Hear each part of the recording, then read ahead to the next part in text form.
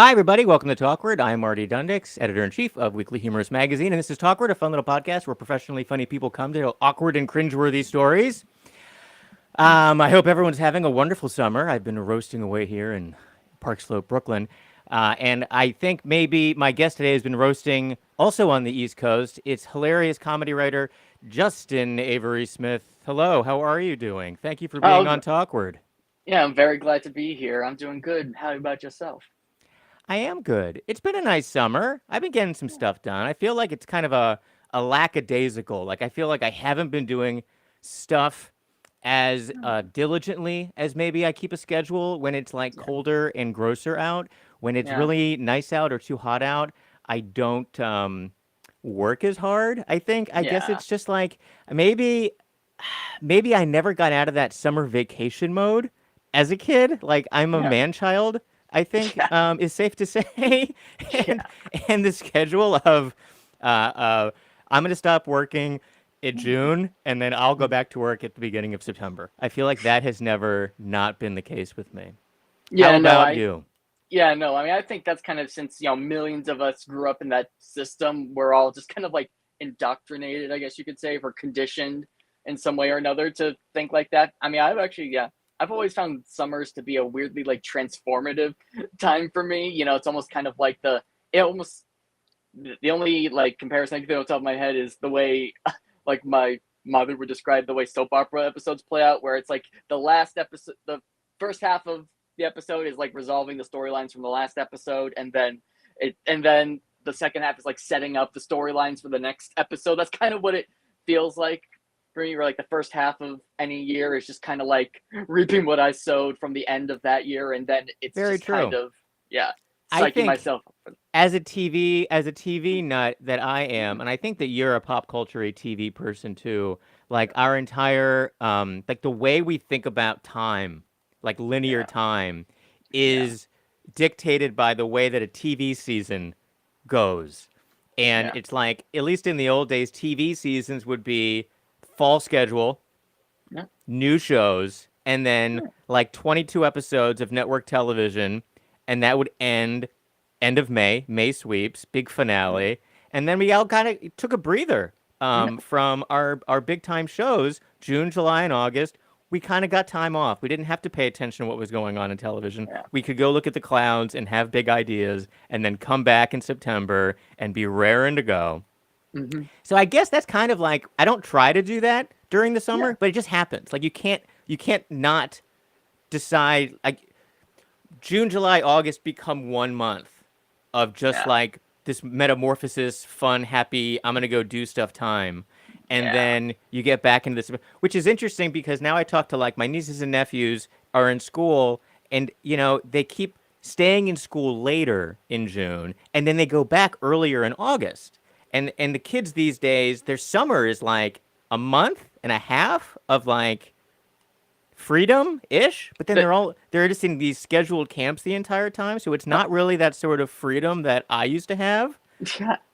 where I would just wander around and just play on my bike. You grew up in Massachusetts? Yes, I'm still there. Like right now, like I remember, like at least when I was in high school, it was always like the teen summer theater camps. I say camps. It's not like we like lived in cabins and like slept in bunks or something. We literally just like went to a theater like for like it was a normal like thing. I mean, there was one that was kind of like an 8 hour where it's like the first 4 hours were like theater classes, and then the next two Yeah, it would be lunch, and like then a like day camp. Yeah.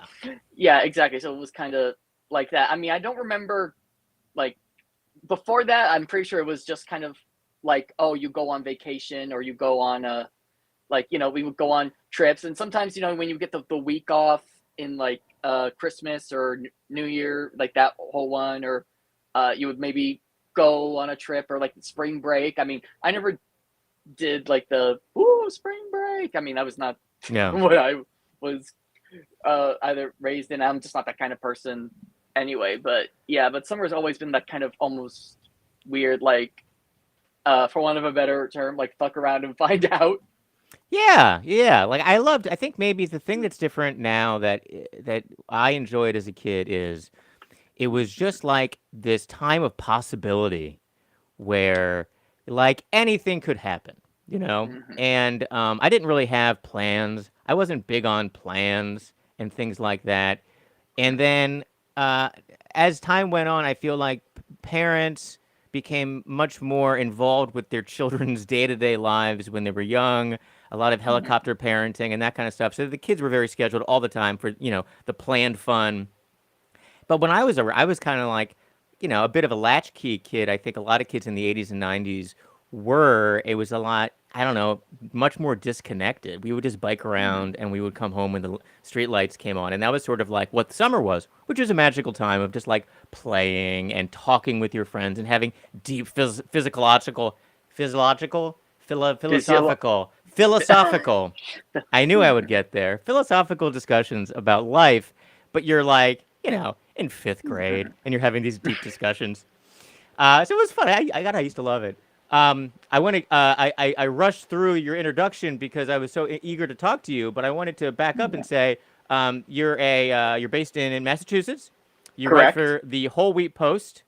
You write for Mcsweeney, Slackjaw, RobotButt, Points and Case, Weekly Humorist, Greener Pastures. Yeah. A lot of comedy writing you've been doing there, Justin Uh, Avery Smith. Thank you. I mean, it's I'd like dip And my toes in. you're a young guy. How old are you? I'm gonna be 28 in September. 28. Ah, I thought you were like you look like you're 19, Yeah, Justin. no, I look 35. No, no.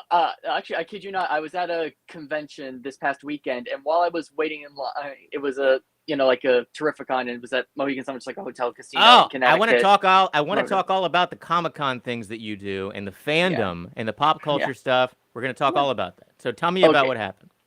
okay, yeah. So I was in line with I was in line to get an autograph, like with Rebecca Romaine, and Nice. Rebecca Romaine. yeah, exactly.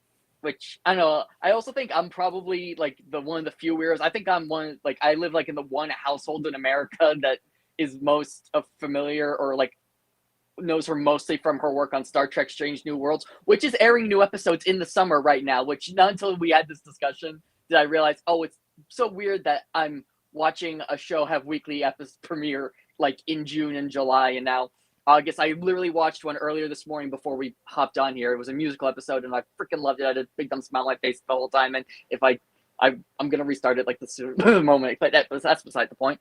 But I was in line with I was just talking with like a nice couple. It was like an older couple, and at one point I think it was like the father was went to me and it's like, oh yeah, and I wasn't gonna tell him because I wanted to hear his guess, and he went 18.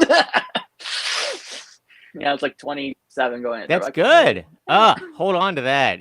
Whatever you're doing, keep doing it. The skin Yep. routines. I'm now at the age where, like on Instagram, I'm getting very targeted ads for all the things that are, when you become old, everyone wants to be young. So the current thing I'm seeing a ton of is the facial yoga, where you have to push on your face every day like this, and you go like this, and you go like, and it's like a routine of like literally this is what you're doing. Like you like You do mean the this, thing? Oh my god! You you mean just the do thing this.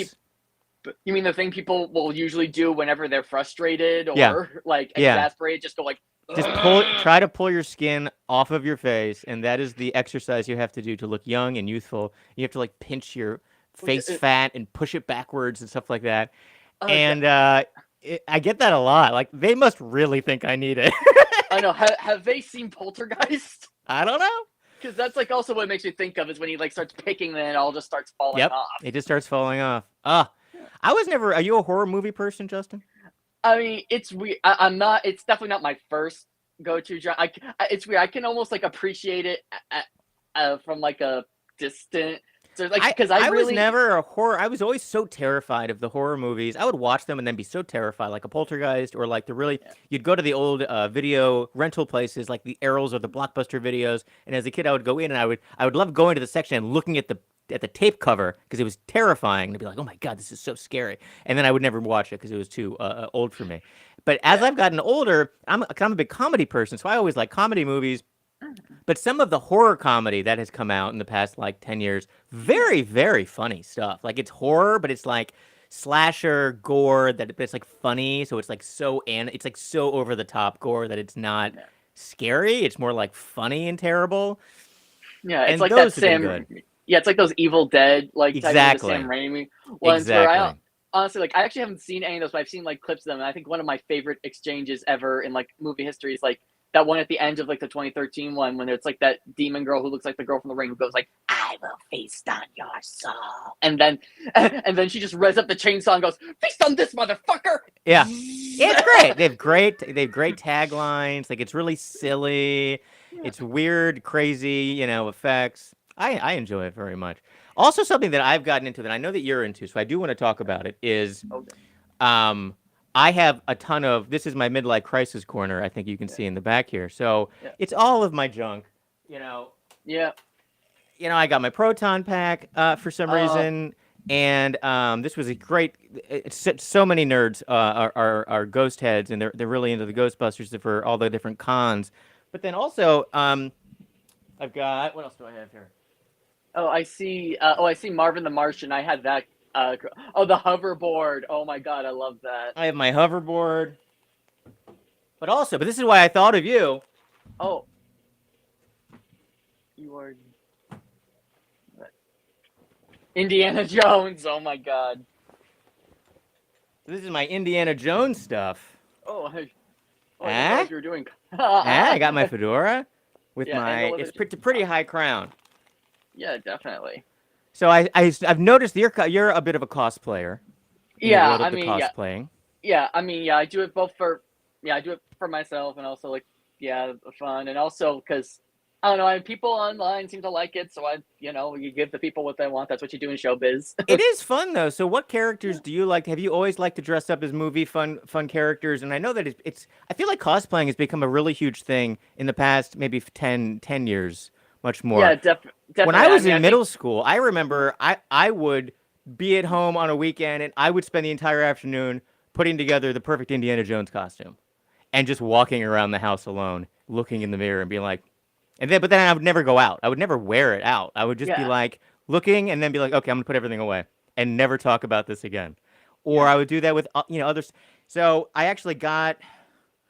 I bought this jacket. It's not like an Indiana. I don't know. You bought a pretty authentic Indiana Jones jacket because as I was looking up things, this jacket gets very hot.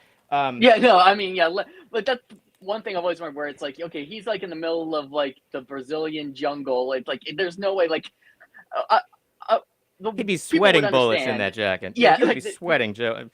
But yeah, like also, if you watch the movies, like the jacket comes off pretty quick, at least in yeah, Temple of Doom. It gets pretty yeah, ripped up. Um, but because when you start actually looking at the cosplaying stuff, and you start going down the rabbit hole of yeah, authentic props. yeah. Have you done that? Like, 'cause you're a huge Star Trek fan, you're an Indiana Jones fan. What are your fandom things that you're into? Like, what do you collect, and when did Yeah. it start, and why did you get into it?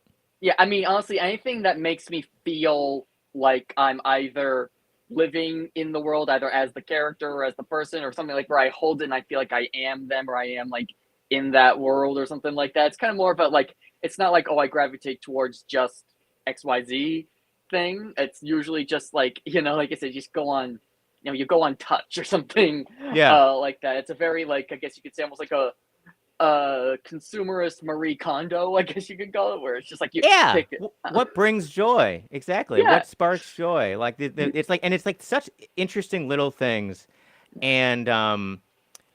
And when you start looking up like, oh, I want an Indiana Jones fedora. It's like it's not just a fedora. There are so many things that make it an Indiana Jones fedora that you have to look up.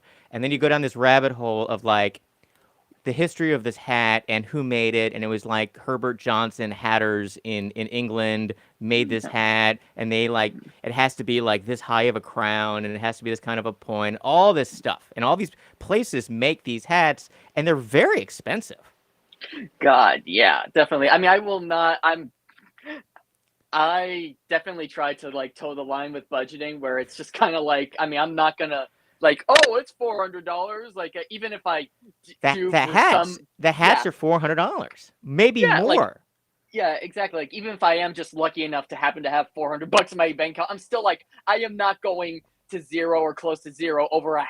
Yeah, yeah, that you can wear like to like two things a year, Yeah, exactly. maybe. Like I want it to be something that is at least close in price to like normal clothes, so that way. Because I think that's the other thing for me, where like has to be somewhat of like maybe I could, cheat. So I get, for one better term, and be like, Yeah. oh, I can wear this on the street, and people will just. And it's almost kind of like remind them of this, or like if you know, or but it's like in my mind I know what it is, and so that's enough for me. And it's just like, yeah, that's right. And the leather jacket's also very specific because I spent forever looking for a leather jacket that was a normal leather jacket that actually had the same straight cut. Yeah. So where did you get your leather jacket? Because there's a lot of places to find a leather jacket that's an Indiana Jones leather jacket. Okay. I lucked out with that one because it was a Christmas gift. Nice. Yeah. Because if you try to get the authentic, it's like Wested leather, and it's like, but I mean, they're not crazy. They're like, $200 for like but I mean, like a nice leather jacket's gonna go about that anyway. So, but they have all these specific, and you can get them distressed. You can get them like wrecked, so that they look like they were in the jungle and stuff. It's I mean, you really can go down such a rabbit hole. When I was growing up, we didn't have the amount of places to look for things. So the internet was like invented when I was in college. So I didn't have the time to waste to constantly be looking at all these things, all the places.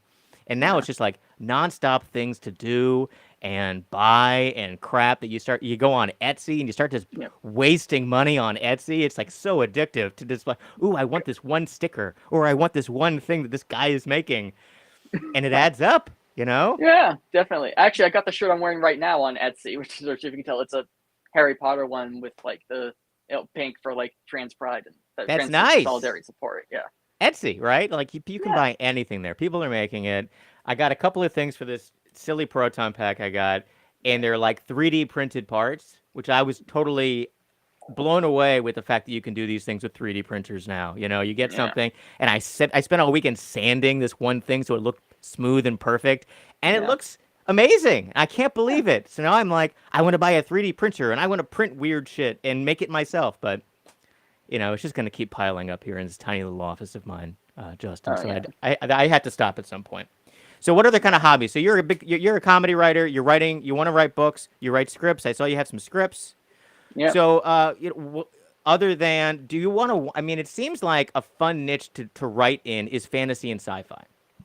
Oh, I mean, yeah, definitely. I mean, I think simply because of that, like detachment or that sort of thing, that classic of like, you can take like really big, heavy issues, but then literally like you just put it in a galaxy far, far away, or like, once upon a time, and then it's kind of like, oh, our Blizzard brains just go, oh, well, it's completely different then. It's nothing like us. But then that kind of gives you like that more like detachment or like objectivity. And that's what even the original Star Trek was so good at doing, was commenting on current events and social issues in a sci-fi environment using actual aliens and actual other galaxies and making decisions that were actually comments on race relations and inequality and all these things. And it was doing it in the 60s in an incredibly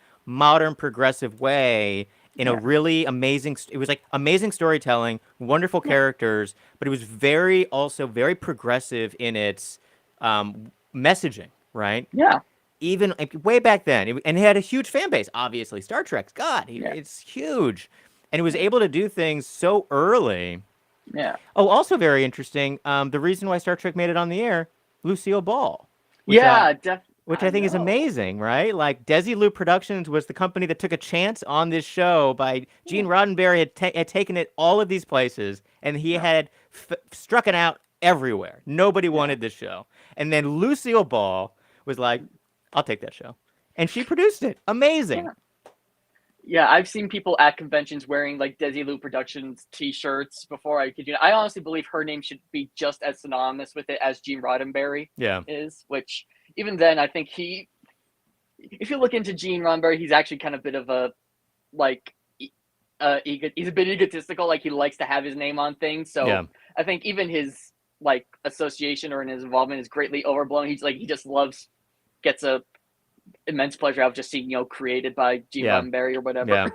And so many spin-offs. Like, Star Trek has been able to hold on to this world in such a good way. Like, crew after crew after crew in this world of Star Trek can exist. Like, you don't have to have, two main characters carry the franchise. It's just the world, like Star Wars has been good at that, but they keep on having to kind of come back to the same, like, six people to make it Yeah. work. But with Star Trek, you don't need James T. Kirk for Next Generation to be popular. You know what I mean? Yeah. And even like the Below Deck show is very popular. Like, all these shows can live in this world, even in an animated environment, and they still work. Yeah, definitely. That's why I feel like I have to. There was Star Trek Prodigy, which I'm hoping to God gets saved after Paramount tried to wipe it from existence, and that's the show I wish I had like growing up, because it also like is airing whatever on Nickelodeon, and it's like, when I was growing up, it was honestly like, I think it was Enterprise, and that was like Yeah. it. And how many second graders in 2003 do you think wanted to dissect the latest episode of Enterprise, and like, or like would get punished by like going to bed without being able to watch it or something like that? Like, very niche like childhood memories for me there. Have you tried writing any spec scripts? I know you wrote a Harry Potter book Yeah. based in that world. Have you tried to do any writing in the Star Trek environment, like Oh, reimagining a new crew or a new anything yeah, it's definitely like it's something I've like dabbled in. I haven't like done anything like, one of the things in the first convention I ever went to, which was in Long Island back in May, I met like a whole bunch of Trek authors who did a bunch of different either tie-in books or novelizations of episodes, or somebody who did like this one dude I love it, if anyone, Rob Perlman, who did like a bunch of kids books. Like, there was like Fun with Kirk and Spock, which was like Fun with Dick and Jane, but it was Kirk and Spock, which I thought was just really cool. But and it turns out there's Trek Explorer magazine, which has a bunch of like, I don't know why I said kids, a bunch of kinds of short stories that sometimes that they pitch and they get published. I actually pitched one like a month or two back. I haven't heard back, but also Oh, like, that's great. So there's a yeah, magazine for Star Trek people that publishes like fan fiction? I think so. Or like, these are people who, like I said, have also done like novelists, like done other Trek, so they have like a Yeah. proven track record, so to speak. I mean, I know way back when, like when the original series was in jeopardy, that was like one of the things that helped salvage it, was like fan magazines or other literary journals that have you Mm-hmm. publishing what was called like slash fiction, which, from my understanding, is also a lot of it was like Kirk and Spock, romance slash fiction, but that was in part what helped. Yeah. I mean, it's one of those things that's weirdly like, it's non-canon, but I think it's called fanon when it's never officially canonized, but the fans agree it's canon, which is basically Right. that Kirk and Spock are like, depending on how you look at it, either just more than friends, maybe even lovers, but that's like a whole That's that's an alternative. This could mean a whole new thing if they were having a secret relationship. oh, Who definitely. I mean, who knows where those fingers are going?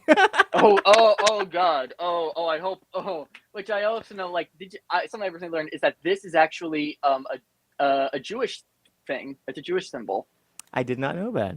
Yeah, apparently, like, Leonard Nimoy got the idea because he went to temple as a kid, and apparently I'm not Jewish, so I never grew up, but apparently there's a ceremony that's meant to be like heard but not seen, but kids are rebellious and curious, so he like looked up, and the minister or the rabbi or whatever was like doing this, which I guess apparently is a Hebrew letter, but he was making it with his hand, and Gotcha. and he was like, and it does fit because I always thought this meant like V for Vulcan. I'm not sure if that's true or not, but and then I would think it meant V for Vulcan, but yeah. it could have had another meaning that they took it from. You never know. Yeah, I like the idea of fanon instead of canon, though. I think that's very interesting. definitely. Because those online boards, do you visit the online fandom.com type boards that talk about all the different characters, and people get really into the weeds on this stuff? Yeah, I mean, I definitely like will regularly check like Reddit threads of either Harry Potter or Star Trek or other type things, and sometimes people will either ask questions, whether it's like what if or what do you think, or just trying to clarify something, and sometimes they offer very interesting answers or very interesting takes, and or but it's definitely, and sometimes people will just say, oh, this is my head canon, which I think is something where it's like it's something that's canon in my head that Yeah. people will share. Like one for me personally is that the fat lady who guards Gryffindor Tower in Hogwarts is either Godric Gryffindor's mother or sister, Golda Gryffindor, and she helped. She knew Helga Hufflepuff, and that's how they both became friends and also bonded over like food and that sort of thing. And so I think it's just kind of like who better to guard my tower than my own mother or my own sister. It's like honor her memory, which I don't know. Like I mean, it's already been canonized that they used to like shit in the hallways and vanish it. So anything's possible. Okay, anything's possible. Interesting. Yeah. Interesting with the canon. And now Yeah. are they doing more Harry Potter stuff now? Wasn't she Uh, writing something new, or someone was writing something new? yeah. Well, first there was the Because Fantastic Beasts Fantastic movies, and Beasts, then right? and then there was, I mean, before the strike, Warner Brother Discovery pitched was announced a like reboot, which was going to be like a TV show that retold all 7 books, which uh has been, and Hmm. they have a 10-year plan, and which was met with like cautious optimism and like this is bullshit. That's been the diaspora of the reaction, which I mean, I think it's like it like it's completely redundant to me because Yeah, it's it like is redundant. I feel like if you're a fan, it's like I don't want to see the same thing redone. I want to see you make new stories yeah, using the world I like. You know, I yeah, think people no, are always so their executives are always so like, let's just reboot this, and it's like, no, no, no, no, not because if fans like something, they like it. Just make a new thing that they also will like. yeah, You don't have to ruin the story for us. You just have to keep making that story, telling it with new characters, but make it authentic to the original source material. People are so strange with how they try to like destroy things. Um, yeah. You see it all the time with like Star Wars. I feel like that it's going through that weird thing right now where I'm gonna be honest, like I think I'm not sure if it's canon, but it's my head canon. That episode 9, the canon episode 9 is actually a rejected script written by Jurassic World's Colin Trevorrow and Derek Connolly, who they did like a completely different one that honestly I think is like it's like the definitive conclusion, which I think the PDF of the script is online. I highly encourage everyone to check it out because it deals with like it carries the mantle from Last Jedi, and but also like resolves a lot of those things without just being like, oh no, never mind, Palpatine's back, and Rey was a Palpatine, and Chewie died. Oh no, way he didn't, and all that. I think I need to rewatch that movie. I watched that movie in the theater, and it just kind of ended, and I feel like I don't remember how it ended. Yeah, but see, that's the other thing where it's kind of like it. I mean, maybe if J.J. Abrams had been like on all 3 movies, it would have. But it feels like they're trying to cram, Yeah, 2 movies worth of story and content because it's just like bam, bam, bam, bam, bam. Which I actually prefer from like a audience standpoint. I like when things are just like 1, 2, 3, but also the story and the yeah, plot points have to be decent. yeah. So yeah, Yeah, I like it when they shoot. Obviously, when they shoot sequels and even the third like, when they shot them in succession, because now they seem yeah, to be much more efficient at doing that. And like with Indiana Jones, there's like 20 years in between each movie, which totally sucks, you know. And yeah, they could have kept doing. They could have made them every other year if they really wanted to, yeah, and they didn't. But then you start learning why they didn't, and you start like reading all of the failed scripts that they actually had that didn't yeah, go forward because they were terrible yeah. and people didn't like them. So it's like they sort of tried, and then they didn't try really that hard. I feel like they made it a trilogy, and they were just like, we'll just leave it. And then they were like, you know Yeah. what? We want to make more money, so we're gonna make another one. Yeah. Yeah. And because I read all those books, there's actually a ton of paperback books that were written by this guy named Rob McGregor. And there's a whole series of Indiana Jones books that I read as like a teenager that are great. Like they're great. They're like him a little. Maybe it's like before Temple of Doom. Yeah. He is like a young professor. It's not young Indiana Jones Chronicles, but it's like he's like starting his adventures and stuff, and he's Yeah. getting into all kinds of trouble and stuff. And those were actually good books that they could have turned into movies. But Yeah. I don't know why, but they didn't. A lot of them had to do with like druids and Stonehenge and all kinds of interesting things. Um, Interesting. Yeah. I mean, yeah, I know. Yeah, like there's been like quite a few interesting video game takes as well. I saw there was a Lucas Arts who did like a lot of point click. They did an Indiana Jones one that I actually found online and played, which I thought was like really. It felt, even though there wasn't like car chases or anything like that. It Right. still felt like an Indiana Jones movie to me, with just because I think it's the Nazis and he's trying to like find Atlantis, and which I think is Yeah. all very Indiana Jones, and they clearly just, I'm not Yeah. sure who worked on it, but they just caught it. Yeah, and that's I think like with at least with like the Ghostbusters world that didn't get their Ghostbusters 3 for a long, long time, they actually Yeah. made a movie called Ghostbusters or a video game called Ghostbusters Spirit Unleashed, and it actually has all of the cast members are in it doing the voices, and there's sort of a plot.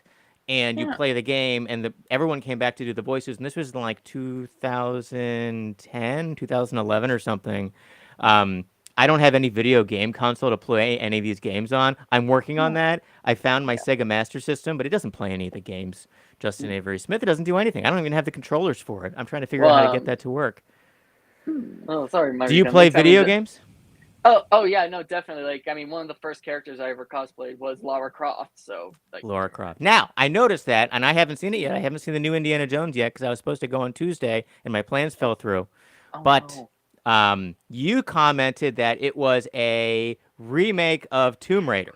Yeah, Now, why yeah. do you feel that? So there's a lot of similar plot points, and since you haven't seen it, I'll try to keep it as vague and like as Okay. unspecific as possible. But there are a lot of Is Harrison plot- Ford wearing hot pants? maybe. I mean, you'll have to watch. You'll have to see it to find out. But He could pull it off. He could pull it yeah. off. I mean, I will say it doesn't open with him fighting a robot, but like the Angelina Jolie movie does. But but it's very similar where it's like you've got like both. This isn't a huge, but both Daniel Craig's character in that movie, which also it's very weird to watch a pre-James Bond Daniel Craig trying an American accent because it sounds almost like Midwestern or Canadian at times. Yeah. But it's no oh god, I'm blanking on his name. Benoit Blanc, the Knives Out guy. Yeah, Benoit yeah. Blanc. Yeah, Benoit Blanc. It's not that, but anyway. But he's like in it for the money, and that's kind of what Phoebe Waller-Bridge's character is as well. Like they're both like in it for the money, and in both one, the like MacGuffin in question, they're trying to find like two halves of it, and both MacGuffins revolve around like giving you like making you like a god, giving you like the power of space and time and that sort of thing. And both characters are trying to like reconcile with loved ones that they've lost, and and I swear to God, there was like a moment where I thought one of them was going to say a line that Angelina Jolie says in that movie, where she says, "They're like, okay, I need you to get the piece so I can steal it from you later."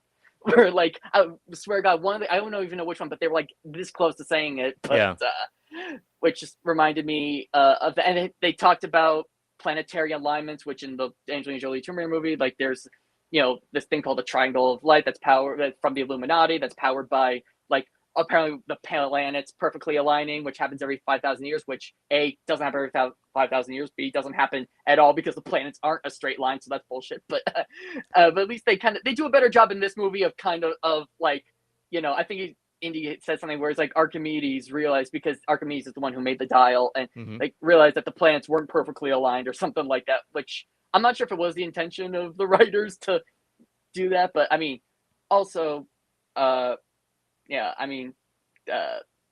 I think those are just some of the ones that kind of leaked out like at the top of my head.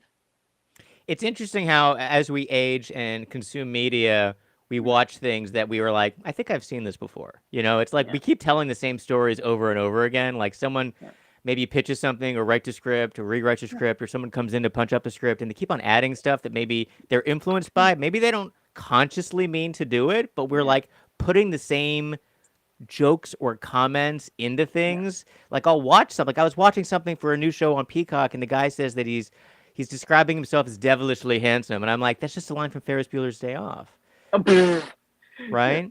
Like she's describing him in the restaurant, and he's like, "Can you describe him, please?" And he's like, "Oh, about 5'10", white leather jacket, devilishly handsome," and he's like, "Oh, go on." Okay. And then it was in the mood, and I was just like, "That's just a Ferris Bueller's Day Off line," but maybe it's. I mean, maybe it's not. Maybe John Hughes took it from somewhere else that said, like where did the term devilishly handsome come from? Who originated this idea? Because the longer we consume media, we realize that everything is just derivative of something else that was made another earlier time too. I don't know. Yeah, it's hard to be original, I feel like. And let's loop this back to comedy writing. How do you come up with original ideas? in your comedy writing, Yeah. and what's your process for comedy writing? I mean, honestly, it's just kind of my own experiences and observations, like not trying to look too externally at anything. I generally like most of my evergreen like humor pieces are usually just me taking something that's happened. Most of my humor pieces are evergreen anyway. I tried. There was a phase where like I tried for like a few weeks or a month to like submit timely pitches to Mcsweeney. They all got rejected for various reasons, and but I've had more success in the evergreen part, Yeah, and timely stuff is so hard for two reasons. It's hard to get through to get it in front of the right person quick enough.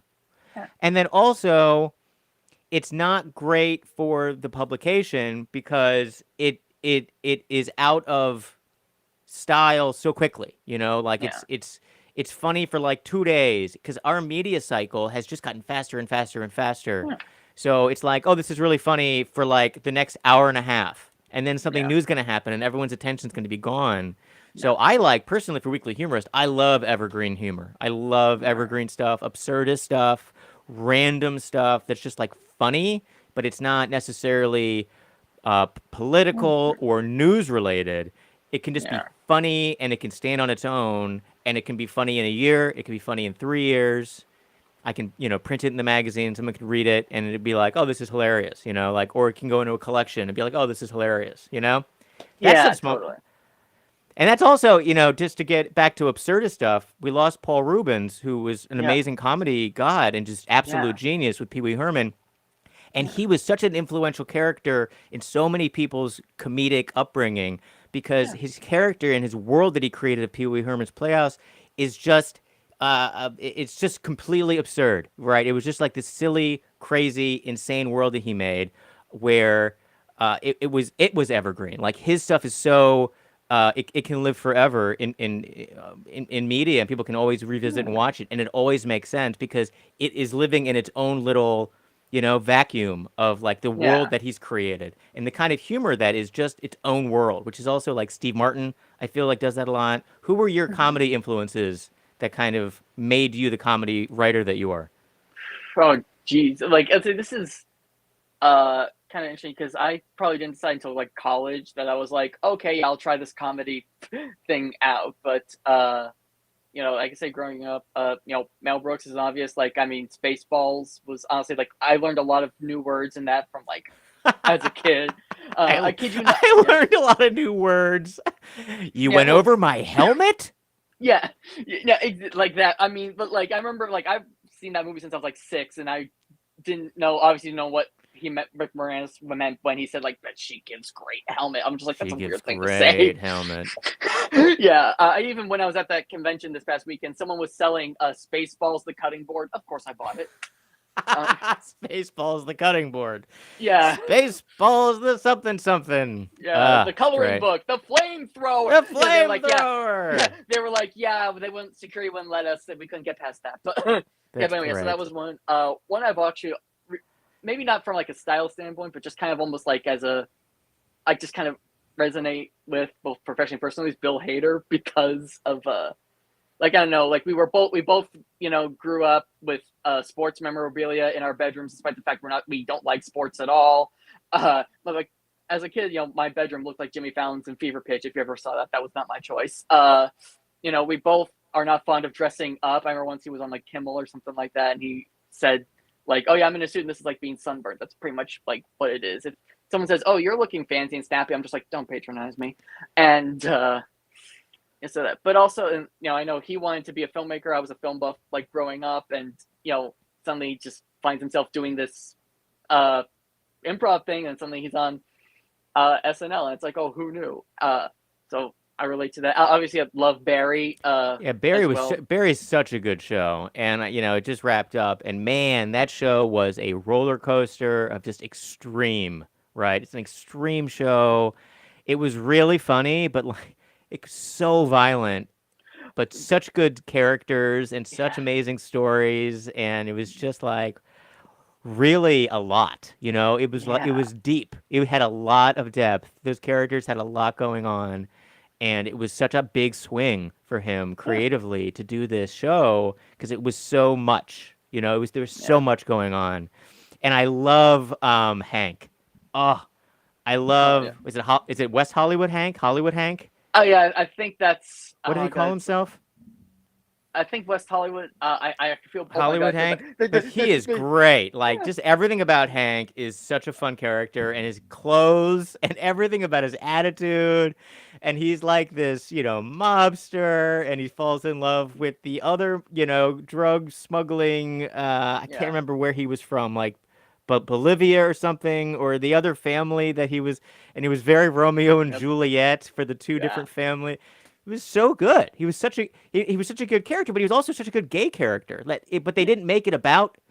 It was a really subtle thing when you can, I like it when they were able to build up characters and their sexuality isn't like a The primary. It's token. not like their Yeah, primary it's not character like a trait. token thing, right? It's not Yeah. tokenism where it's like, oh, we're gonna make this the gay character. It was just like he's a character who happens to be gay, and this is part of the storyline, but it's not done in a way that it's like trying to make it, oh, we're checking a box, which is a lot like how Schitt's Creek kind of did it too. Like, the son was gay, but it wasn't like the primary focus of the whole thing. It was just a Yeah. story, and it was done in such a normal love story way that I think that show really resonated with people because it was so honest and creative, and you know what I mean? I really like the Yeah. way that more and more characters and storytelling is making all the characters kind of equal in their representation. It's not just like we're going to have one gay character and that's going to be our thing. It's more like they're able to have really good characters and some happen to be gay and some happen to not be gay, and it's not like a thing to make it, I don't know. I Yeah. feel like that's something that's happening more and more in a positive way. Yeah, I mean, I know it can be very like, I mean, if you can be like self-deprecating or like make it tongue-in-cheek, like that makes you think of like, on 30 Rock there was Twofer, which obviously because he was both black and gay, so that's why he was called Twofer. And Yeah. or like there was that joke on Parks and Rec about like Tom like not being from around here, and he was born in South Carolina, not Indiana, like that was, and his Right. wife, his white wife was the immigrant because she was Canadian. Right. I believe, like, like, so it can be done like but like I said, as long as you don't make it just like makes it, it's their whole trait where it's like at least like in live action, because I mean it's been more heavily scrutinized recently, but like The Simpsons, where I guess you could go almost on The Simpsons, every single character is kind of like It's a has makes one stereotype thing. because they're cartoons, like they're two-dimensional characters. So, The Yeah, Simpsons I get for them being this one's this one, this one's this one, this one's this one. yeah, They have less depth because they are cartoons, yeah, which I'll definitely. I'll let them. I'll allow cartoon. Oh, something else I wanted to Oh, mention is you like sci-fi, a show that I think is really a great sci-fi show, and it got more and more of a sci-fi and less of a comedy, yeah, but it's really excellent. Is The Orville? yeah. I've heard a lot of great. I haven't seen it, but I've heard like a You lot will of. really Yeah, like The Orville. It is on Hulu, yeah, and it is a couple of seasons, and then for the third season, it became more like mini movies. They did like yeah, 6 mini movies, and it's like good adventure, very good sci-fi. yeah, I really enjoy the characters, but it is funny. So it's like a comedy in the world of sci-fi without yeah, being too over the top. Though the first season is much more of a comedy than it is a yeah, sci-fi, and then they yeah, changed it for the second season. They got more of a sci-fi show with a comedy angle. Like they yeah, kind of made it less harsh. Um, yeah. Yeah, that's so crazy. I think probably even more than he intended, Seth MacFarlane was very much mirroring his love of Trek, because people will tell you, until like me recently, the first 1 or 2 seasons of a new Trek show were always kind of like the first pancake. You had to just like throw them out, and yeah. like then it's like you have to wait till season 2 or 3 before it gets. And I don't think that's ever the intention of even the people behind the Trek, but that just seems to be how it works out with these things. Yeah, that's how it is with a lot of TV shows. That like Seinfeld really wasn't good until like the third season, and it didn't really catch on and find its rhythm. Same with Cheers, didn't really Yeah, catch on till like the third, maybe the late second season. But shows today on television are not given that time to yeah, get good. They're like they get 3 episodes, they're like, no, kill it, now pull it, and then you never see that show again. But not that it was a good idea. They just didn't find the audience fast enough in this world of like a million channels very difficult to hold an audience in this world. No, definitely. I mean, also you have executive, bean counters making like snap decisions, just being like, they don't like because I mean, I remember like the big joke when Netflix announced they were going to be opening that BS restaurant was that like all the food, like your order is going to be taken away before you're done with it, basically because they always like cancel shows in their prime unless you're like Stranger Things or Orange is the New Black. Unless you're like one of those, you're pretty much like it's a dice roll to have your show on Netflix. Always has been. Like I'm not Yeah, even sick of it.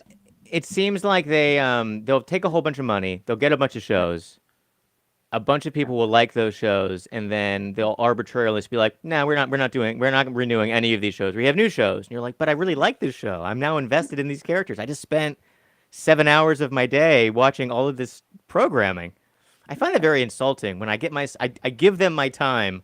I watch their stories, and then they're just like, "Oh no, we're just gonna kill this entire show, and it's over now. Sorry." And you're like, "But there was no conclusion."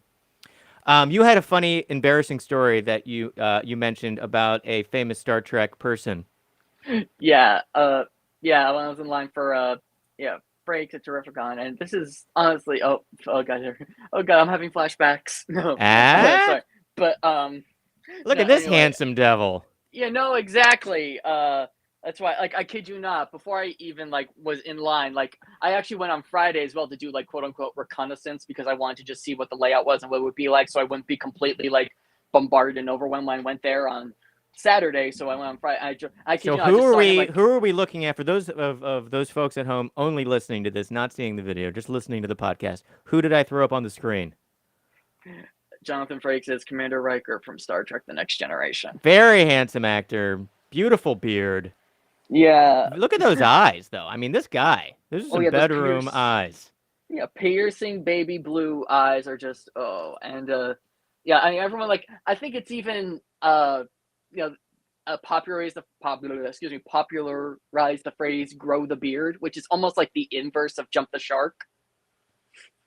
Which is like shows aren't allowed to grow the beard anymore. Like Grow the beard. nowadays, yeah, imagine a world where a show is canceled before one of the babyface characters is allowed to grow a beard. But anyway, So he had a clean shaven face for how many seasons before he just got the just the first season. okay. Yeah, So and then he the had a second. clean shaven face, and then second season he comes in with his full beard.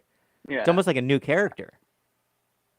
like it's very weird. Like if especially if you're like me, who not only watched the episodes out of order, but by default because there's more episodes with bearded Riker than there are without. Saw a lot of them with bearded Riker, and then seeing like season one episodes, it was like, oh god, it's like he was dubbing for this weird man that I'd never seen before. So, like I hear his voice, but it doesn't look like it.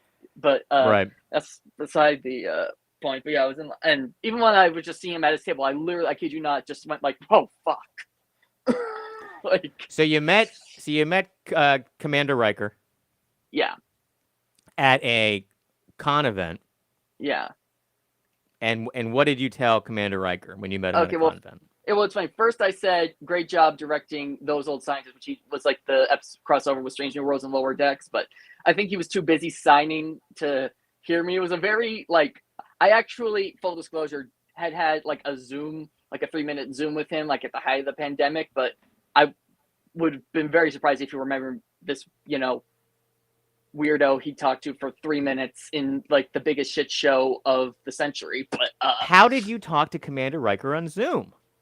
it was like a virtual con Oh, event. okay. Like I said, this was like the height of the pandemic. Everything Hmm. was, virtual. And I just saw, they're offering this, and I thought, okay, this is great, and I did it, and we had a very fun like back and forth. And see, those are things that we were like asking each other questions, but it felt very one-sided this time, which I don't know. I mean, to be fair, he's probably like traveling, and it was Yeah. already like the afternoon, and he wasn't like saying much. And like, I don't blame him for it. Like, I mean, I don't know what he was going on, because at first I got a picture with him, and then I went around and waited in line to have him sign the picture. And so I say, oh, first, okay, I loved what you did, and he didn't really say anything. And I told him also that sometimes there's a scene in Generations where, long story short, Worf falls into some water because Rutgers accidentally said computer remove the plank instead of retract plank, and he just goes, sorry, which we sometimes say that in our house sometimes when someone has to apologize, just go exactly like that. Sorry. And then I just, I was like, sorry. And I didn't know like how to, this is my first time, and I just said, fuck it, you only live once. I think it's literally what I said. What the hell, you only live once? And I said that seeing him on TV was the first time I ever said to myself, am I queer? And he just went, really? And he perked right up on that one. yeah, I know. Like, that's the other thing where like I don't know what the hell I was. It almost cut to me almost like it's like that scene back in Blazing Saddles after the lady goes up yours to him, and then he's like, "What'd you expect? Make yourself home, Sonny. Marry my daughter." But like I don't know because the fact that he said like I was worried he might have interpreted it, even though everyone knows. I could tell he's like literally like the nicest guy, like the chills, like he's up there with like Henry Winkler, Hugh Jackman, and like being like the most approachable, calm, chill. But for some reason, like I guess maybe because I had gone there and because I wasn't gonna say it, but I was talking in line with some other fans, and they were like, "No, you should say it," because I didn't want to sound too horny on Maine, right? Like as if I might say, "Oh yeah, so if you could just please take me here, take me now," even though your wife's at the adjoining table, that'd be great.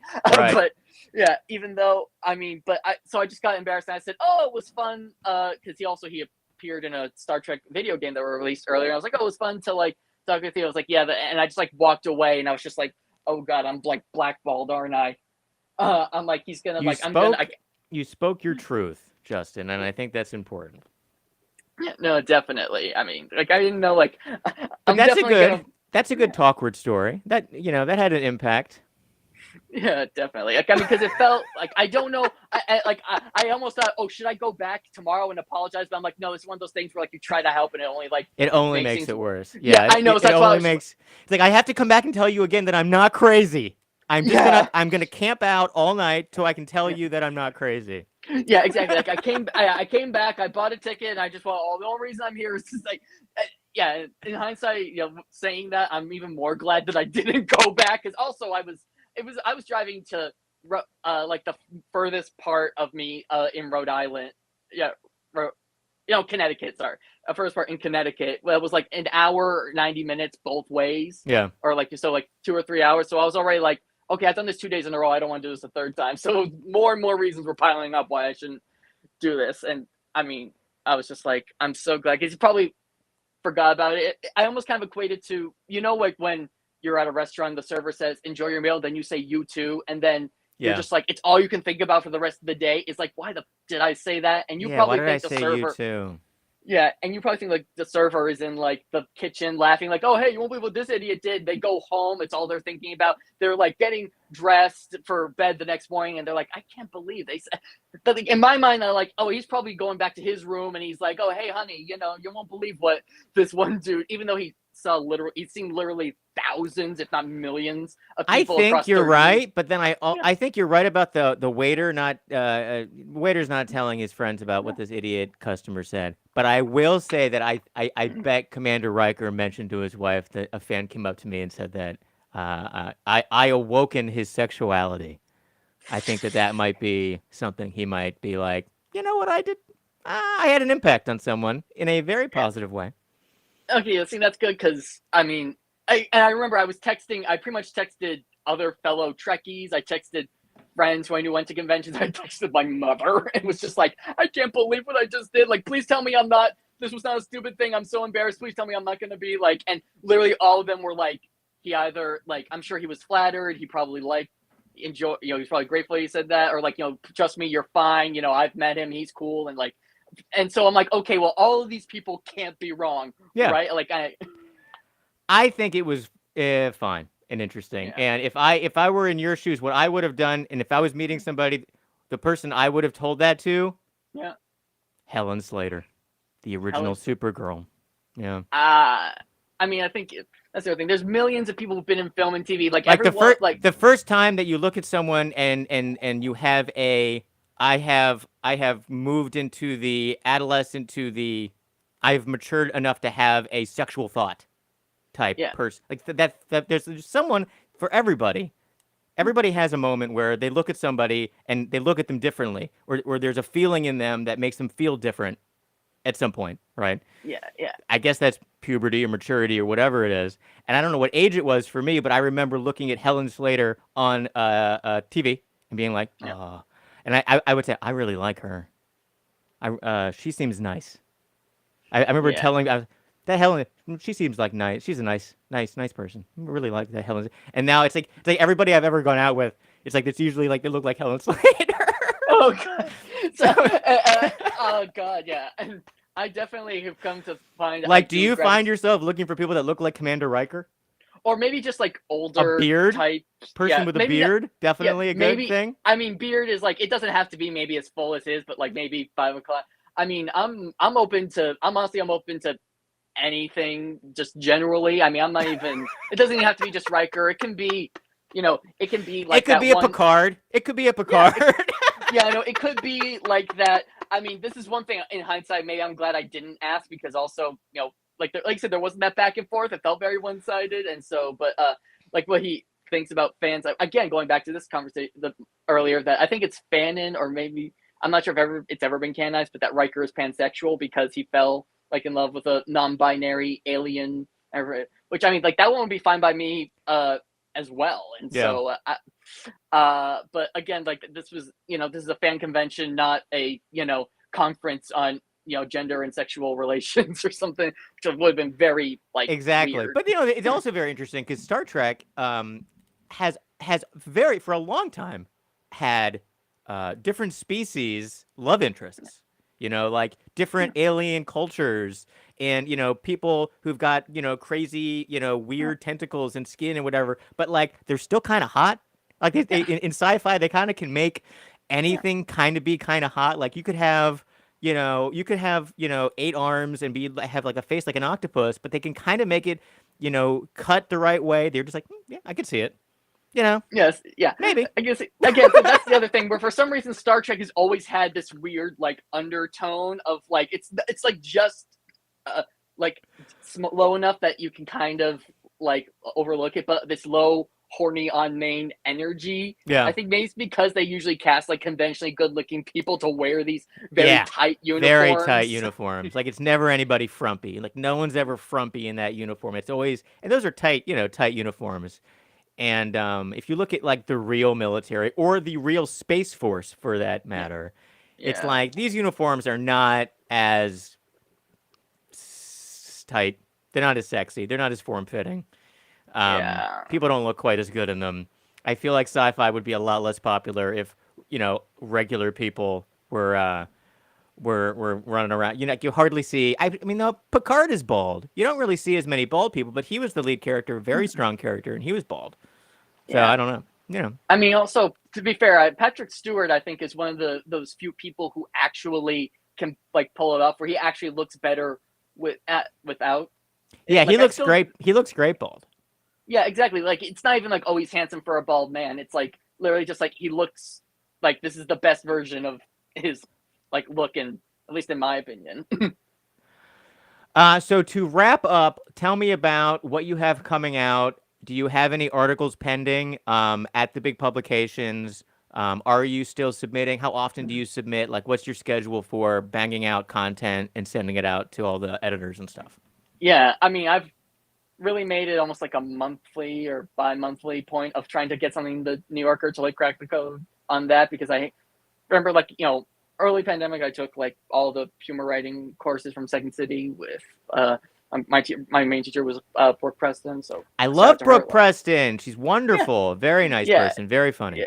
Yeah, she's great. So she's been with me from the beginning. And, at first I didn't want to like jump into the New Yorker like right away because I didn't want to like, it's like a really big deal and I don't want to waste their time or mine by just being like, hey, I have no idea what I'm doing, but please publish this. But anyway, so I did that, and I've got like ADHD brain. I've got like 3 different ones that I'm working on at the same time. And it's just kind of a matter of which one am I feeling that day and which one do I like get notes on from like my friends and acquaintances the fastest. And so it's just kind of, and the turnaround, because, sometimes it's like 3 days, sometimes it's 7, or honestly, like, credit where it's due. Like that girl from The Ring, at least she tells you when to expect it. Yeah, it's true. Not like a don't call us, we'll call you. Yeah. Definitely. Like it's so, and it can be so random the way that things come in, at least for Weekly Humorist. Like people can send in, like I'll get a ton of things.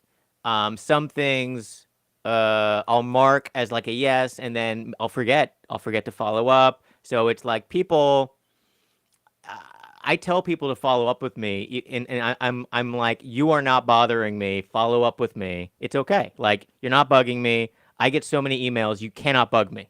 Like it's fine. Like I'm not going to be not bugged today by somebody. So just jump on.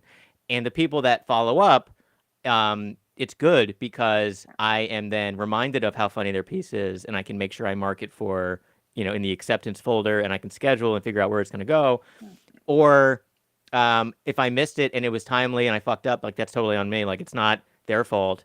But that definitely happens too. And what you're really good at is you're good at being tenacious. Like you're like, I want to be a comedy writer. I want to get published. I'm going to keep on banging down people's doors until people publish me.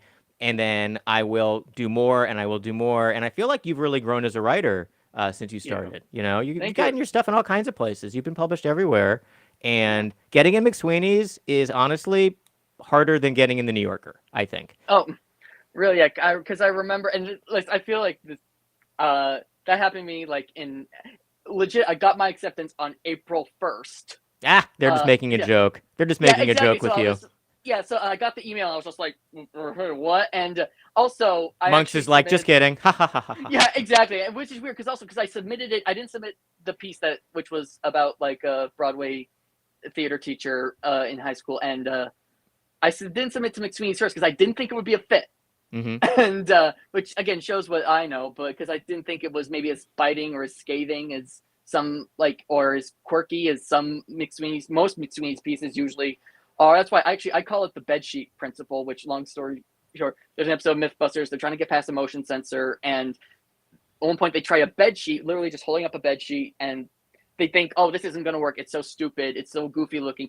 And it works. And it was, even though it was on the list of let's just get it over with and fail it, it still ended up like that. That's always also when I have submitted headlines or to other things, it's kind of like, oh, so please submit 3 to 5. It's like, okay, the first 2 are the ones I really want. And then like the next 2 are like just to fill it. And then the filler ones are the ones that they're like, yeah, do that. It's like, what the?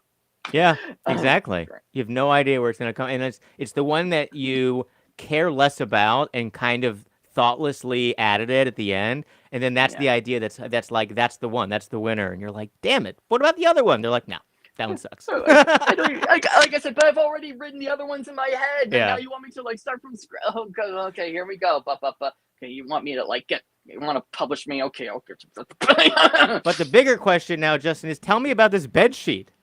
So you can beat a motion detector by holding a bed sheet in front of it? Okay, so bear in mind, this is probably like 15, 20 years at this point. But yeah, They were trying to, like, they were testing different, like, methods of, like, evading, of like, breaching security, like in heist movies. And one of the ones is a motion sensor. And the one that they seemed to put more effort in and try was Carrie. I want to call it a stealth suit, but at the same time, when she put it on, it was like yellow shag carpet, so she looked like Big Bird. Yeah. But that didn't work because I thought, the shag will absorb the light. Yeah, exactly. But so we have so we're talking about a beam of light, like a red. No, not even. It's like a sonic wave or something. Okay. Like that like it goes that, and then like it bounces back, and if the bounce gets like disrupted, then it knows that something's there that shouldn't be, and the alarm goes off. Right. Yeah, and so they just took a normal bed sheet. Literally, Carrie was just holding it over her head, and they're just walking, and they're all looking at it, and it's like, the alarm's not going off. What the hell? And they tried it like 2 or 3 times to make sure it wasn't just a fluke. She dropped the sheet in the middle while she was holding it in the middle of the hall, and she was like, and the alarm went off. So it's like, no freaking way. And like I said, just something you could get at Bed Bath & Beyond or any, like... Was it just a basic white sheet, or was it a black sheet? Was it dark colored or light colored? Yeah, it was a white sheet. It was like the one you probably have on your bed, like right now. And they didn't make a stealth suit, just held it like it's so simple, so stupid, so goofy, and yet it worked. That's fascinating. I like that. That's very interesting. That's a good thing to know. Next time I rob the bank, I got to bring the bed sheet with me on the heist. Yeah, no mask, no getaway car, just the bed sheet, and you're good. And you're good. And a pillowcase to put all of the diamonds in. Yeah, well, I mean, like, with the bed sheet, like after you already have the money, just put it in the bed sheet and turn around, because that way they still won't see your face, and so it's kind of like a all-in-one multi-tool It is for a bank multi-tool. robbing. Bed Which, sheet. oh god, I hope the FBI isn't watching this. Me too. We get in so much trouble, Justin. Okay.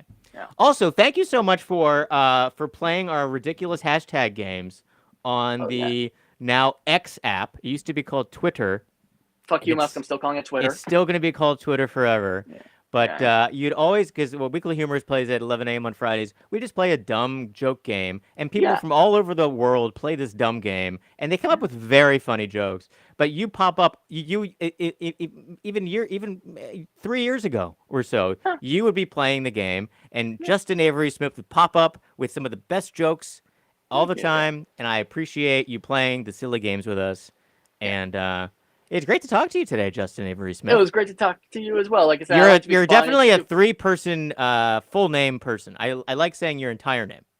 Thank you very much. Yeah, because I mean, for the longest time since I was like growing up, like from until like college, like for some reason, just saying Justin Smith didn't like it. Just it didn't sit right with me, and B, when I thought I wanted to be an actor, it turns out there was already a Justin Smith who like went by that name. So I was like, okay, I need to set myself apart, and I was just like, and I don't want to go through like the stage name or something like that, where it's like, okay, so where it's like, okay, so do I have to be like my stage name person, or like Marilyn Monroe versus Norma Jean or something like that? I want to be like, I still want it to be me, so just okay, use my full name and end of story. Boom, fun. Well, it was great to talk to you, everybody. It's and on Twitter and all of the Instagram and things. Is it at Justin Avery Smith? Yeah, it's weird. Like on Twitter, I know it's important to have like accessibility and streaming and streamline your platform, but for some reason Twitter, like Justin Avery Smith was too many. I mean, it's probably one of the few things Musk hasn't fixed, and so that's why I had to be at Just a Very Smith. And I did the same thing for TikTok, but on Justin Avery Smith on Instagram and Justin Avery Smith on Threads. So I guess on all the like meta stuff, it's Justin Avery Smith. On all the non-meta stuff, just a Very Smith. So maybe it's streamlined. There so it is. Are you a TikTok celebrity yet, Justin Avery Smith? I don't believe so. I mean, I have like 5,000 followers or something like that, but that's not like but that's not enough to get like to like ask for tips or anything. I would say you are a micro influencer at 5,000. Very like micro. I mean, like you need a microscope for the microscope before maybe you a hyper micro. Is that a word? Hyper micro. Yeah, I mean, like, what's smaller than an atom? I'm like micro to split the influencer atom. I'm that small. Okay. We'll come up with a term for that, and that'll be a whole new super niche. Of TikTok influencing hyper micro. Yeah, but it is weird because you'll see these people like either people will bring them up or they'll like say, oh, they have like 1 million followers on TikTok. It's like I've never heard of you. Exactly. And they're not, I have no idea where these people are, what they're doing, or if this is a job. It's interesting. It's interesting because it's at some point, everybody can't be famous because famous people need an audience. So if there's no audience, how can anybody be famous? It's some sort of, I guess, like maybe ends up being like some sort of, is there like an influencer or social fame level? It's the only thing I can think of to equate it to, but like communism or socialism, where everyone's just kind of on an even celebrity keel. It's some sort of it's like a multi-level marketing scam for fame, right? So you're just like, it's like a Ponzi thing where everybody's sort of feeding some sort of a fame monster. Yeah, which a lot of those do. I mean, like they will say like, oh, you can, and like they might, and they'll say, oh, it's not a pyramid scheme, but it's just like, oh, you can. You want to be part of my life or part of my business, just sell this to someone else, which if you'd think we know by now, if someone asks you to sell you something to someone else who then sells it, like that, just don't do that. Just stop it. Just don't do it. Yeah. Just don't do it. Yeah. Like I think they did the math. Apparently after 13 cycles of that, you've exceeded the Earth's population, assuming everyone wants to buy what you're selling. Exactly. But that brings up a good topic, Justin Avery Smith. I have a great system I'd like to sell you on. You only have to buy in, 14 crates of Weekly Humorist T-shirts, and then you sell your friends the T-shirts, and then they sell their friends the T-shirts. It's going to be great. Oh wow! Oh, so I get to be like part of like the Weekly Humorist business? Like, oh my god! This is like so. Okay, thank you.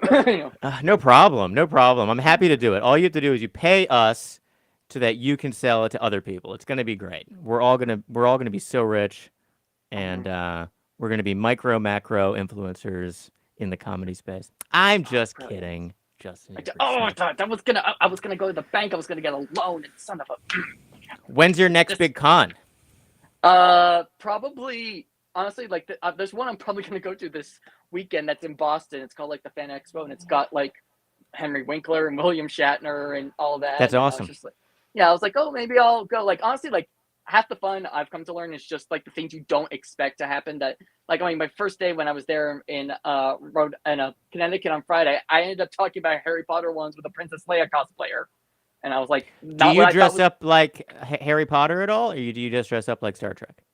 No, I mean actually not as much as I used to. Although I did definitely go through a phase when I was like still like in my teens and the movies were still coming out where it was like whatever Muggle clothes they were wearing, I was just like, I want to wear that. I want to wear something like that so I can feel like, but also like in like my own way. So like like you always see Harry in like a track jack, a windbreaker with like a t-shirt. I'd be like, okay, yeah, that's my aesthetic now. And I wore glasses at the time, so I was just like, I'm there. I mean, just someone slice a lightning bolt on my forehead and like let's do this. Yeah, at some point England. can this be not a costume, but just like my normal clothes? There's like a weird spot where you can turn something into something. Though, as much as we'd probably all want to make it catch on, and I've been trying for years, the fedora does not want to come back. No, I actually, I kid you not, when I was like a teen, I also considered like wearing a fedora, and not even like an Indiana Jones one, but like that Frank Sinatra Guys and Dolls type fedora around. But A, we weren't hats in school, and B, shows you what my state of mind was as a teen. I was afraid it would be seen as too edgy or rebellious or too to be wearing like, oh god, that troublemaker in the fedora. Yep. And I always tried. I tried to get the hat to catch on. When I was in elementary school, I would wear a hat because I saw a movie when I was a kid and the character wore a hat and he was like the cool hero. So I wore a hat and I thought it was cool. And I had to put my hat, they couldn't wear a hat in school, but I had to put it in my little like cubby. And I'd put my hat in my cubby during class, but at recess I'd wear my hat.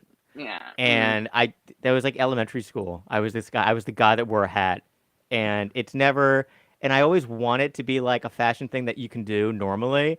And I'll now and then I'll like casually wear a hat, but it's like it never works. No, I mean, and I wanted to so much. I have so like behind me on this, I have like a stack of hats, like really nice, rabbit felt or whatever fedora, and like I never have an occasion to wear these hats, and I want one. So like I don't know what time period I wish I lived in. I think maybe the 30s is a good time period. That would have been a fun time around 1935. I think like 30s to 50s, I feel like is when you really saw a lot of that, which also like for some reason all of those like heroes like in all those like action adventure serials that inspired Indiana Jones, all those characters wore fedoras as well. Like you see Charlton Heston's character in Secret of the Incas is basically Secret like of the a one Incas. Yep. Yeah, it's like a one for one. Exactly. Indiana Jones, Humphrey Bogart in Treasure of Sierra Madre, or anybody, or actually Humphrey Bogart in like all his movies, because whether it be Casablanca or Maltese Falcon, he always wore a fedora. It was either just usually with like a pinstripe suit or trench coat, depending on the movie and the character, or a white tuxedo, Casablanca. Yeah, people. I mean, clothes used to be so much better back then. Like we've become so lazy with like what we wear out. Like they used to get so dressed up to just like leave the house to go to the store. You'd be wearing like a 3-piece wool suit, and that was it, and like a bowler hat, and it was so much more fun. And they had so many layers back then. It was like you had a shirt with a big collar, and then you had your tie that you tied, and then you had a vest that you had to button up, then you had a coat that you had. Like it was so many things that protected you. And now it's like I'll wear like a shirt and like stretchy khakis, like 8-way stretch khakis that are basically sweatpants that look like khaki pants. Yeah, basically, which is very comfortable. Yeah, no, I think that's another thing. We've come to learn, A, it's more comfortable, it's easier to manage, and B, they also didn't have to deal with, global warming as much in like so they could afford to do it more with like the layers and whatnot. That's why I think I would just end up looking like James Dean all the time, where he was just like the jeans and the white T-shirt. Like that would be me pretty much all the time. Like I would be like 40 in that time period, and I would still be compared to James Dean, which also would be weird because he didn't make it to 40. But you know what I mean. No, he didn't. I know. Poor James Dean. What a rebel Yeah. without a cause. Well, this was Yeah. delightful, Justin Avery Smith. You got to come next time you're in New York. We got to go. Get a coffee and see a show. I know that we were trying to do that before the pandemic, and Yeah. because you come down to New York every now and then. Yeah, I try to get there, whenever I can. It's honestly like, where you and all my other friends are, so it's almost like my second home away from home. I'm really wanting to also pick it alongside all of GA friends, but I just, cannot like carve I was almost kind of upset when UPS didn't go on strike, because I was like, I just need like a week. That's all I need is a week. And then it was like, oh no, you're actually getting a pay rise. And I was like, Damn it, we're getting everything we wanted. yeah, I was like, dude, you damn, like, it's one of the few times where I was like, Teamsters, probably the same way the UPS, bean counters were. I was just like, Exactly. Well, yeah, but we're very glad. We're very glad that the Yeah. Teamsters got their deal. It's amazing how definitely, they're like, oh, they're gonna strike? No, they can't strike. Give them what they want. Like the heck out. yeah, And I hope that the how quickly they came to a decision shows the studios like, no, not you if you're making a ton of money and people are like you should pay them, like it's like the Amazons and the UPSs, they were all making so much money on the backs of the Teamsters and the delivery and all that stuff, Oh. and they acknowledged it, and they got the raise. And it's like now we need the studios to acknowledge it because with the streaming they're just not making the money. So it's like the content is very worth it, and we like watching our shows. You like watching your shows. I like watching my shows. I need my stories. So exactly. But they are going back to the table. I think we said the reports where it's like they did invite the. Yeah, so they're going back commission. on Friday. So hopefully on Friday something will happen because I need my Yeah. shows. People need their shows. Yeah, And, we're, film and TV people, like, we want to have our brethren get there. Because it's great. So many people want that dream job. It's like, I can't even imagine how soul crushing it must be like, I got my dream job. Oh, I'm not even making more money than I was at my dead end job. Yeah, exactly. So we need that from, we all need it. Yes, we do. All right. Well, it was great to chat with you. Everyone go follow Justin Avery Smith on the different platforms and follow his TikTok and read his stuff. What's the next thing that's being published for you out in the ether there? The next thing that's being published, I honestly, I don't know where it's like, I can't believe I didn't say this earlier because I don't want to jinx it, but knock on wood. I've been doing a trial onion for the onion, trial run. Ooh, that's exciting. Good for you. Yeah, Congratulations. and I won't. Yeah, exactly. And I won't say anything. I won't say any more than I did get something in, and you're supposed to submit. Like, yeah. I won't say. Well, more than that's that, awesome. Well, I'm sure that when it's out, you'll tell us on the Instagram. Yeah, so I'll be like, if they take me on, believe me, I'm gonna be shouting it from the rooftops. So you won't even need to watch out for the socials. You'll just hear me from the 120 miles away. Well, very good. Well, fingers crossed for that. I look forward to seeing your stuff in the Onion. That's very exciting. Thanks for talking today. I really enjoyed talking to you, Justin. Yeah, I've had a lot of fun. I'm glad I did this. Thank you. All right. Thanks for listening. Hey, please subscribe on the socials. It's at Talkward Podcast, and please subscribe to Weekly Humorist at Weekly Humorist. Thanks so much for listening, and we'll see you next time. Bye.